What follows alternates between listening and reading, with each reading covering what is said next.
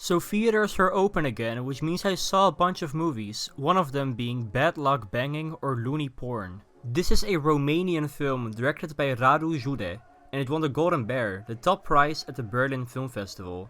I haven't seen any of the other films that premiered at that festival this year, but considering how fantastic this film is, I still think it was pretty damn well deserved.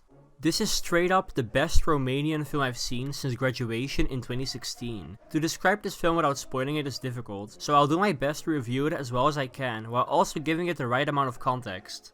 For starters, I need to state that I am of Romanian origin and that my mom is also Romanian and I saw the movie with her, so that definitely gave me a bit more understanding of the society portrayed in this film. Seeing it this way definitely added to the humor of the film, as well as other references made to Romanian history throughout the runtime. Details like a prestigious high school being named after a big fascist figure are pretty juicy but not explained to you by the film. So basically, this film is less of a conventional dramatic story that goes through its 3 or however many acts. Instead, it's an experimental, satirical, postmodern comedy that attempts to critique Romanian society and its history in the most scathing way possible, while at the same time also critiquing universal things such as religious propaganda, fascism, capitalism, earth pollution, the list goes on. While it easily could have come off as preachy, this film's sense of humor is just so hilarious that it makes it more than bearable to go on this journey. At times, its satire of subliminal messaging and advertisements reminded me of Under the Silver Lake, but its way of presenting that satire gives more vibes of a Haneke or Jordan Brothers film. In no way is it subtle, in fact it's pretty in your face, but it works in that it gives you the time to observe and interpret the satire for yourself, as it slowly pans from one broken building to the other, and one subliminal message to the other.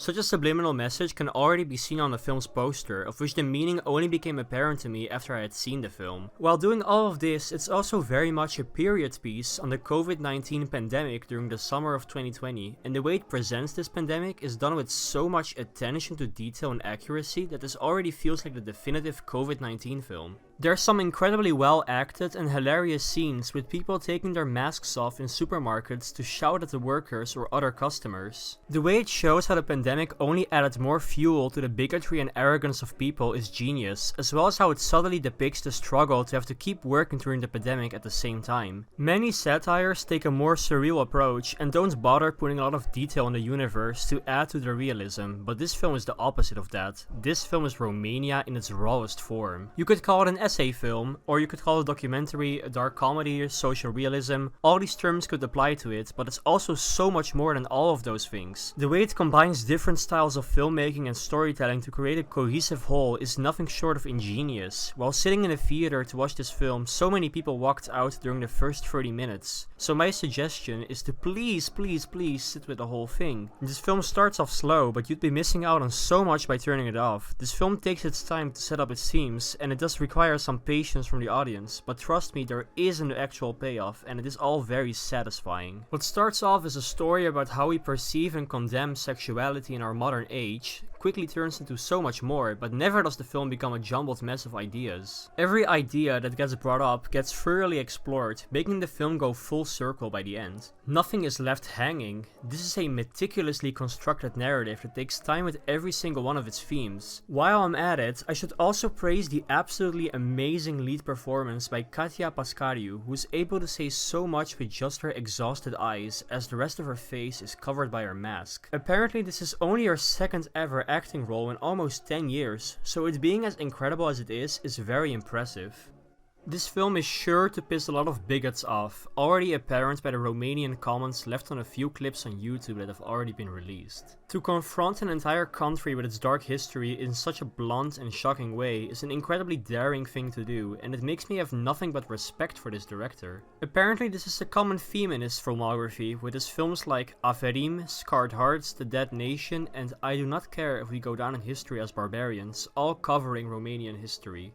This right here is a film that aims to challenge its audience, first by showing the modern world in the rawest way possible, by making us reflect on the dark history of humanity, to then make us think of how we humans have come to the ideologies that are present today. It's very easy to dismiss the film as shock value, especially with the amount of pornographic imagery in it, but by doing this you'd be admitting defeat to the film. To enjoy this story is to engage with it and be in on the joke in a way, and by engaging with it you'll find yourself stuck in an experience that can go from hilarious to emotionally powerful and hard-hitting to infuriating to hilarious again. This film aims to create a discussion and it does that very well. My only real complaint is a technical one, where I feel there's a bit too much motion blur at the start of the film. All in all, this is a surprisingly amazing comedy and I can't wait to see it again sometime. I'm giving this one a 9 out of 10, and whether or not it will change to a 10 out of 10 in the future is something we'll have to wait and see.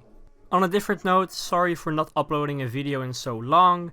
I'm having a vacation right now, so my next video will be my top 10ish films of 2019, which will come out sometime in, I guess, September or October, we'll see. Anyway, have a good day, have a good night, bye bye.